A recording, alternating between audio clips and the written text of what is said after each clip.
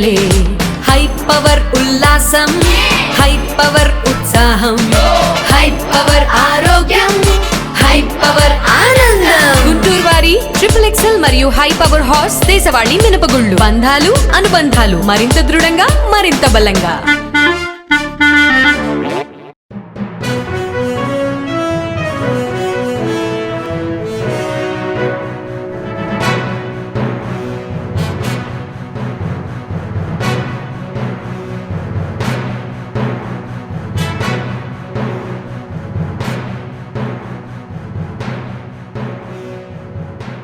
నమస్తే, welcome to next Zee news. నాటి వార్తా విశేషాలు. ఉత్తరాంధ్రకు జగన్ చేసిందేమీ లేదని మంత్రి నారా లోకేష్ విమర్శించారు.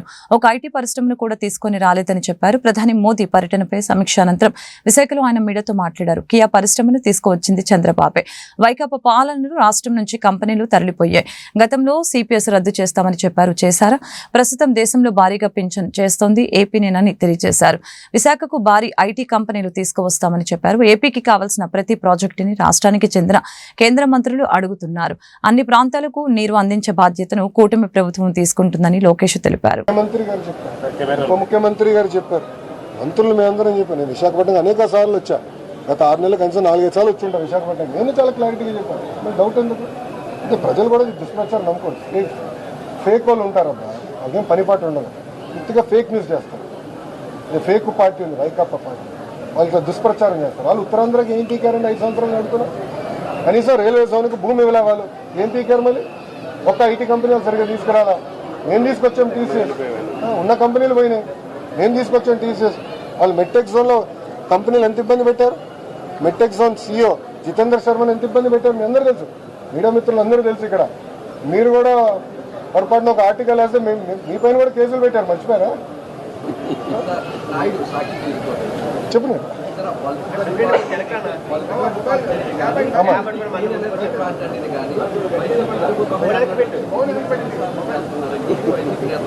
అదే రైల్వే జోన్ వచ్చినట్ట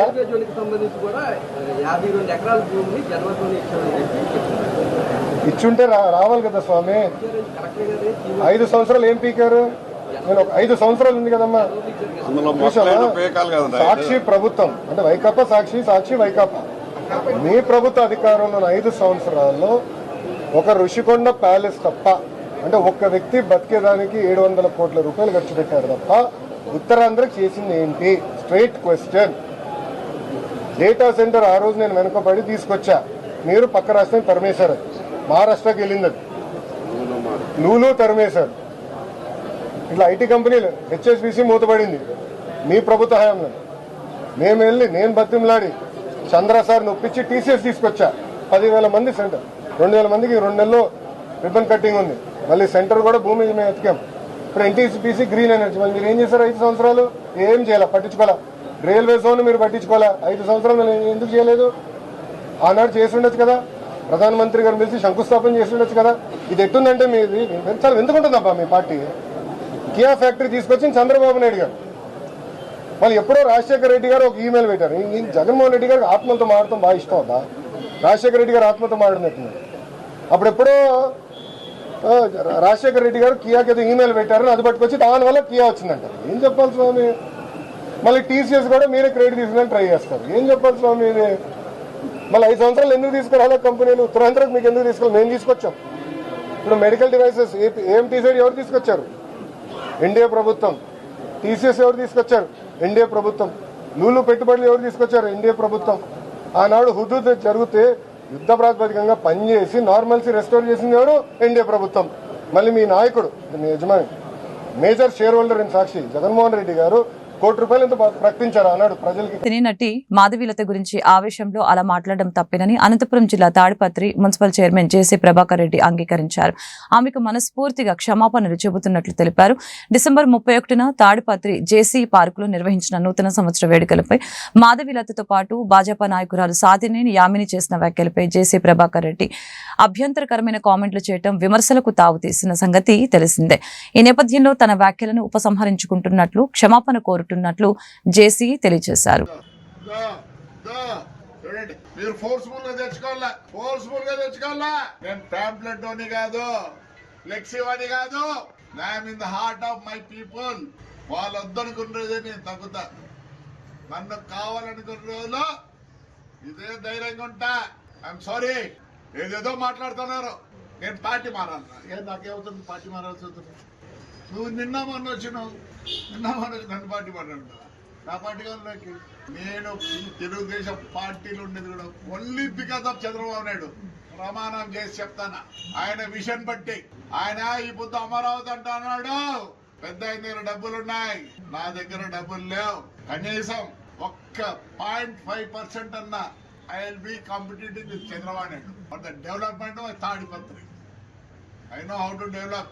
ఆయనకి ఏ విజన్ ఉందో, నేను కాంగ్రెస్ ఉన్నప్పుడు ఆయన ఒక్కడే స్లోగన్ ఇచ్చాడు, క్లీన్ అండ్ గ్రీన్. నా మీద మాట్లాడే వాళ్ళందరూ చెప్తాను, పని చేసి చూపించండి. పదవి ఉన్నదో, పదవి పోతే మిమ్మల్ని పలకరించేవాడు కూడా ఉన్నాడు. గన్మెన్లు పెట్టుకొని దొరుకుతుంటారు 4-5 మందిని. నా గన్మెన్ కూడా లేడు రే, నా కొడుకు కూడా లేరు గన్మెన్. అవసరం ఏంటికి? అదే ఒక మాట అన్నా అమ్మాయిని, మంచిది కాదు. ఎందుకంటే ఆవేశము, ఓవర్ ఎక్సైటెడ్ అయినా. నాకు ఆ అమ్మాయిలు అంటే ఏం రాదు పాపం, అమ్మాయిలు అంటే నాకేం రాదు పాపం. కార్యకర్తగా కానీ కొన్ని మాటలు చెప్పకూడదు చేసి. నాకు వయసు 72 సంవత్సరాలు. ఆవేశం ఎక్కువ, మీ అందరికి తెలుసు. ఆవేశంలో పొందింది, అది మాట్లాడింది కావాల్సింది కాదు. So I apologise that girl whoever it is she. ఎవరు బతుకుగారు ఉంటుంది పాపం, మంచిది కాదు. స్లిప్ ఆఫ్ మై టంగ్ అనుకోండి. కానీ ఈ రాజకీయ నాయకులందరూ మాట్లాడతారు చూడే, ఎట్లంటే మాట్లాడతాడు. ప్రధాని నరేంద్ర మోదీ సహీబాబాద్ న్యూ అశోక్ నగర్ మధ్య 4,600 కోట్ల వ్యయంతో 13 కిలోమీటర్ల పొడవైన ఢిల్లీ గజియాబాద్ మెరట్ నమో భారత్ కారిడార్ ని ప్రారంభించారు. ఈ సందర్భంగా ప్రధాని మోదీ పాఠశాల విద్యార్థుల్ని కలిసి వారితో ముచ్చటించారు. మేక్ ఇన్ ఇండియాకు సంబంధించి చేతితో గీసిన చిత్రాలను విద్యార్థులు ప్రధానికి కానుకగా ఇచ్చారు. అలాగనే సహీబాబాద్ స్టేషన్ నుంచి న్యూ అశోక్ నగర్ స్టేషన్ వరకు నమో భారత్ రైలులో ప్రధాని ప్రయాణించారు. ఢిల్లీలో మౌలిక సదుపాయాల కల్పనను మెరుగుపరచడంతో సహా దేశ రాజధానికి కనెక్టివిటీని పెంచేందుకు 12,200 కోట్ల వ్యయంతో కూడిన పలు అభివృద్ధి పనులకి ప్రధాని మోదీ ప్రారంభోత్సవాలు భూమి పూజ చేశారు. సోమవారం నుంచి 2 రోజుల పాటు ముఖ్యమంత్రి చంద్రబాబు కుప్పంలో పర్యటించనున్నారు. సోమవారం ద్రవిడ యూనివర్సిటీ స్వర్ణ కుప్పం విజన్ 2029 డాక్యుమెంట్ ని చంద్రబాబు విడుదల చేయనున్నారు. కుప్పం మండలం నడిమూరులో గృహాలపై ఏర్పాటు చేసిన సోలార్ పలకల పైలట్ ప్రాజెక్టుని ప్రారంభిస్తారు. అలాగనే సీగలపల్లిలో ఆర్గానిక్ కుప్పం కార్యక్రమంలో భాగంగా ప్రకృతి సేద్యం రైతులతో ముఖాముఖిలో పాల్గొంటారు. రాత్రికి ఆర్ఎన్బి అతిథి గృహంలో బస చేస్తారని పార్టీ నేతలు తెలిపారు. 7వ తేదీ ఉదయం కుప్పం తెలుగుదేశం పార్టీ కార్యాలయానికి వెళ్లి నియోజకవర్గ నేతలు కార్యకర్తలను కలవనున్నారు. సాయంత్రం నియోజకవర్గంలో పలు అభివృద్ధి కార్యక్రమాలకు శంకుస్థాపనలు చేయనున్నారు. పల్నాడు జిల్లా మాచర్ల మాజీ ఎమ్మెల్యే పిన్నెల్లి రామకృష్ణారెడ్డి ప్రధాన అనుచరుడు తురకా కిషోర్ ని ఏపీ పోలీసులు హైదరాబాద్ లో అరెస్టు చేశారు. వైకాపా ప్రభుత్వ హయాంలో అధికారాన్ని అడ్డు పెట్టుకుని కిషోర్ అనే అక్రమాలకి దౌర్జన్యాలకి పాల్పడ్డారని స్థానిక సంస్థల ఎన్నికల సమయంలో మాచర్ల నియోజకవర్గంలో పర్యటనకు వెళ్లిన తెలుగుదేశం పార్టీ నేతలు బోండా ఉమామేశ్వరరావు, బుద్ధా వెంకన్నపై ఆయన దాడికి పాల్పడ్డారు. కారు అద్దాలు బద్దలు కొట్టి దాడికి దిగారు. దీనిపై అప్పట్లో కేసు నమోదైనట్లు తెలియజేశారు. పోలీసులు ఎలాంటి చర్యలు తీసుకోలేదు. మరొక వైపు కూటమి ప్రభుత్వం అధికారంలోకి వచ్చిన తర్వాత తురకా కిషోర్ అజ్ఞాతంలోకి వెళ్లిపోవటం జరిగింది. అలాగనే అక్రమాలకు పాల్పడిన అతడిపై చర్యలకు తీసుకోవాలని తెలుగుదేశం పార్టీ నేతలు చేసిన ఫిర్యాదు మేరకు పోలీసులు కేసు నమోదు చేసి గాలింపు చర్యలు మొదలుపెట్టారు. గాలింపు చర్యలో భాగంగా తాజాగా అతడు హైదరాబాద్ లో ఉన్నట్లు తెలుసుకుని అక్కడికి వెళ్లి అరెస్టు చేసినట్లు పోలీసులు తెలిపారు. భారత్ తో జరిగిన 5వ టెస్ట్ సిరీస్ లో 5వ మ్యాచ్ లో టీమిండియా ఆస్ట్రేలియా 6 వికెట్ల తేడాతో విజయం సాధించింది. దీంతో 3-1తో ఆసీస్ సిరీస్ ని కైవసం చేసుకున్నారు. కంగారు జట్టు 10 ఏళ్ల తర్వాత భారత్ తో టెస్ట్ సిరీస్ ని కైవసం చేసుకుంది. బార్డర్ గవాస్కర్ ట్రోఫీ చివరి మ్యాచ్ లో ఆస్ట్రేలియా భారత జట్టు ఘోర పరాజయాన్ని చూడాల్సి వచ్చింది. సిడ్నీ టెస్ట్ లో 3వ రోజు ఆతిథ్య జట్టుకి 162 పరుగులు విజయం లక్ష్యమైంది. ఆస్ట్రేలియా 4 వికెట్లు కోల్పోయి ఈజీగా సాధించింది. 5 మ్యాచ్ల టెస్ట్ సిరీస్ లో చివరి మ్యాచ్ లో విజయం సాధించడం ద్వారా దశాబ్దం తర్వాత ఆస్ట్రేలియా మళ్లీ బార్డర్ గవాస్కర్ ట్రోఫీని కైవసం చేసుకున్నట్లు అయింది. ఈ ఓటమి తర్వాత ప్రపంచ టెస్ట్ ఛాంపియన్షిప్ ఫైనల్ కి చేరుకోవాలన్న భారత్ ఆశలు దాదాపుగా ముగిశాయి. బుడమేరు ముంపు సమయంలో జరిగిన ఉపద్రవాన్ని అడ్డు పెట్టుకుని కమిషనర్ అధికార దుర్వినియోగానికి పాల్పడుతున్నారని డైమండ్ బాబు ఆరోపించడం జరిగింది. తాను ప్రభుత్వ అధికారిని అన్న విషయం మర్చిపోయి ప్రవర్తిస్తున్నారని కమిషనర్ పై డైమండ్ బాబు మండిపడ్డారు. గుంటూరులో ఆదివారం ఆయన మీడియాతో మాట్లాడారు. 9 కోట్లకు పైగా నిధుల్ని వరదలకి అడ్డు పెట్టుకుని దుర్వినియోగం చేశారని ఈ సందర్భంగా మండిపడ్డారు. మేము అడిగిన ప్రశ్నలకు సమాధానాలు చెప్పలేక ఒక పదాన్ని అడ్డు పెట్టుకుని బాయ్కాట్ చేయడం ఇది సరైన పద్ధతి కాదని అన్నారు. ఖచ్చితంగా నిధుల దుర్వినియోగం జరిగిందని విజిలెన్స్ ఎంక్వైరీ వేయాలని డైమండ్ బాబు కోరటం జరిగింది. జరిగినటువంటి అంశాలపైన గుంటూరు నగర ప్రజలకు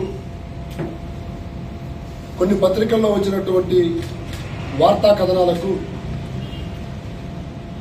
రాష్ట్ర వ్యాప్తంగా ఉన్నటువంటి ప్రజానికానికి అన్నింటికీ అందరికి కూడా ఏది నిజం ఏది అబద్ధం అనే విషయాలు తెలియజేయాల్సినటువంటి బాధ్యత మాపై ఉన్నది. కాబట్టి ఇందులో భాగంగా ఈరోజు మీడియా మిత్రుల ద్వారాగా గుంటూరు నగరపాలక సంస్థలో ఉన్నటువంటి పరిధిలో ఉన్నటువంటి ప్రజలకు అందరికీ, అదేవిధంగా రాష్ట్ర యావత్తు గుంటూరు నగరంలో కౌన్సిల్లో ఏం జరిగింది అనేటువంటి ఒక క్వశ్చన్ మార్క్తో ఉన్నటువంటి ప్రజానీకానికి అందరికి కూడా వాస్తవాన్ని మీ ద్వారా తెలియజేస్తా ఉన్నాం. నిన్న జరిగినటువంటి కౌన్సిల్ సమావేశంలో తోటి ప్రజాప్రతినిధి ఒక ప్రశ్నని నగరపాలక సంస్థ అధికారులు అడగడం జరిగింది. ఆ ప్రశ్న ఏంటంటే, గుంటూరు నగరపాలక సంస్థలో మొత్తం ఎన్ని ఫిక్స్డ్ డిపాజిట్లు ఉన్నవి, ఆ ఫిక్స్డ్ డిపాజిట్లకు సంబంధించి ఇప్పటి వరకు ఏమైనా విత్డ్రా చేశారా, విత్డ్రా చేస్తుంటే ఎందు నిమిత్తం విత్డ్రా చేశారు, ఆ వివరాలతో పాటు గుంటూరు నగరపాలక సంస్థలో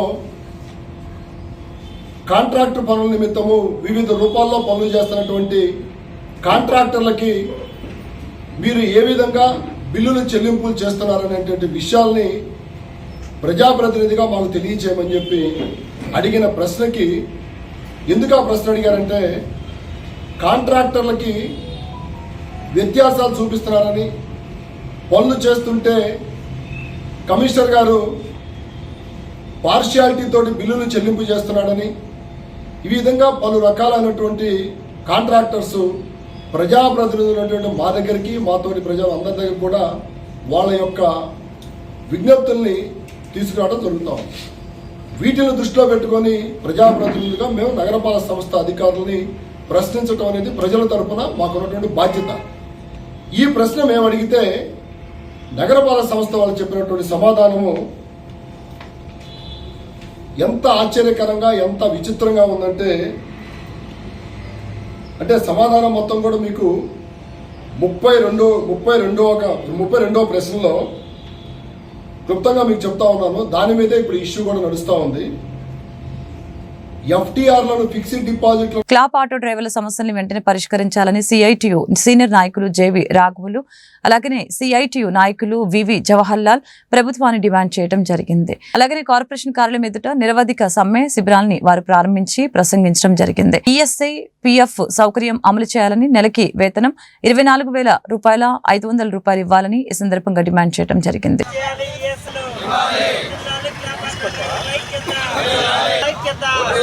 ఇవ్వాలి పెండింగ్ జీతాలు, ఇవ్వాలి పెండింగ్ జీతాలు, ఇవ్వాలి పెండింగ్ జీతాలు, అమలు చేయాలి ఈఎస్ఐ పిఎఫ్, అమలు చేయాలి ఈఎస్ఐ పిఎఫ్, అమలు చేయాలి ఈఎస్ఐ పిఎఫ్, జిల్లాలి క్లాప్ ఆటో డ్రైవర్ల ఐక్యత, అమలు చేయాలి ఈఎస్ఐ పిఎఫ్, అమలు చేయాలి ESI PF. Mangalagiri Tadepalli slab auto workers సమ్మె జరుగుతూ ఉంది. ఒక దుర్మార్గమైనటువంటి చర్యలు కాంట్రాక్టర్ ప్రభుత్వం చేస్తూ ఉన్నారు. 3 నెలల నుంచి ఇది 3వ నెల కొనసాగుతుంది. ఇచ్చే 12,000 జీతం, మినిమం వేజెస్ కాదు, 20,000 కాదు, 18,000 కాదు, 12,000 రూపాయల జీతం స్లాబ్ కార్మిక ఆటో డ్రైవర్కి ఇస్తూ ఉంటే, ఆ 12,000 కూడా గత 2 నెలల కాలం నుంచి రాకుండా 3వ నెల కూడా జరుగుతూ ఉంటే, జీతాల మీద బతికే కార్మికుడి యొక్క జీవన పరిస్థితి ఏ రకంగా ఉంటుందో ప్రభుత్వం, మన నియోజకవర్గ శాసనసభ్యులు మినిస్టరు లోకేష్ గారు ఆలోచించాలి. అయ్యే దయచేసి లోకేష్ గారు, మా విన్నపం సిఐటిగా మేము తెలియజేస్తా ఉన్నాం. మీరు అధికారంలోకి వచ్చేటప్పటికీ కార్మిక వర్గానికి న్యాయం చేస్తాను, మున్సిపల్ వర్కర్లు దేవుళ్ళు, వాళ్ళకన్నా సర్వీస్ చేసే స్థితి ఈ రాష్ట్ర దేశంలో ఎవరికి లేదు అని చెప్పి శాలువాలు కప్పారు, దండలేశారు. కానీ అయ్యా మిమ్మల్ని అడుగుతూ ఉన్నాం, కాంట్రాక్టర్ 2 నెలల నుంచి జీతాలు ఇవ్వకపోతే కమిషనర్ గారు ఏం చెప్తే నాకు తెలియదు అంటాడు. కాంట్రాక్టర్కి వెళ్తే మాకు సరైనటువంటి పద్ధతిలో కాంట్రాక్ట్ ఇవ్వలేదంటాడు. కొంత కాంట్రాక్టర్ పిలవలేదంటారు. అయ్యా మా జీవితాలు ఏమేమో ఉన్నాయి, మేము ఎవరిని జీతాలు అడగాలి, ఎవరు మాకు వేస్తారు, ఎవరిని అడిగితే వాళ్ళు మెదలకుండా మౌనంగా ఊరుకుంటున్నారు. మాకు ఇక మిగిలింది ఆత్మహత్యలే అని సమ్మె ద్వారా మీకు తెలియజేస్తూ ఉన్నాం. అయ్యా మీకు క్రిస్మస్ అప్పుడు చెప్పాం, రేపు సంక్రాంతి రాబోతూ ఉంది. అనేక మంది మైనార్టీలు కానీ అనేక మంది వెనుకబడినటువంటి జాతులు ఈరోజు ఆ వృత్తి చేస్తూ ఉన్నారు. వాళ్ళకి కనీసం 12,000 కార్పొరేషన్ పరిధిలో పారిశుద్ధ్య రంగంలో పనిచేస్తున్నటువంటి క్లాప్ ఆటో డ్రైవర్లు, ఈ క్లాప్ ఆటో డ్రైవర్లకి గత 2 నెలలుగా జీతాలు రాకపోవడం, వాళ్ళకి ఇచ్చేదేమన్నా సాలిచాలని జీతాలు 12,500 ఇస్తారు. అందులో కూడా 2 నెలలుగా జీతాలు ఇవ్వకపోవడం వల్ల గత నెలలో జరిగినటువంటి క్రిస్మస్ పండుగ చేసుకోలేదు కార్మికులు. అదేవిధంగా నూతన సంవత్సరం చేసుకోలేకపోయారు. మళ్ళీ తిరిగి జనవరిలో సంక్రాంతి పండుగలు వస్తూ ఉన్నాయి. ఈ పండుగలు కూడా నోచుకున్నటువంటి పరిస్థితి కార్మికులు ఉన్నారు. అదేవిధంగా సంవత్సర కాలంగా వీరికి ఈఎస్ఐ పిఎఫ్ వంటి సౌకర్యాలు అమలు చేయకపోవడం వల్ల అనారోగ్యాలు వచ్చినా ఎటువంటి వాళ్ళకి వచ్చినా సరే పట్టించుకున్నటువంటి వాళ్ళు ఏ రకంగానూ వారు నోచుకున్నటువంటి పరిస్థితి కార్మికులు అనుభవిస్తున్నారు. దీనికి వ్యతిరేకిస్తూ ఏదైతే కార్పొరేషన్ పరిధిలో పనిచేస్తున్నటువంటి క్లాప్ ఆటో డ్రైవర్లకి ఉన్నాయో పెండింగ్ జీతాలు అవి ఇవ్వాలని చెప్పి గతంలో చేసాం సమ్మె. ఇలాగే 3 నెలలు ఆపితే చేసాము. అప్పుడేదో 1 నెల జీతం వేసి మళ్ళీ 2 నెలలు ఆపినటువంటి పరిస్థితి కార్పొరేషన్ పరిధిలో ఉంది. ఇట్టా ఎప్పుడో పోరాటం చేస్తే వేయటం లేకపోతే మానేయటం తప్ప కార్మికులకి భద్రత లేకుండా వాళ్ళకి నెల జీతం ఇచ్చేటువంటి పరిస్థితి లేకుండా ఈ కార్పొరేషన్లో వాళ్ళ చేత ఈ వెట్టి చాకిరి చేయించుకుంటా ఉన్నారు. దీన్ని సిఐటియుగా మేము వ్యతిరేకిస్తూ ఉన్నాం.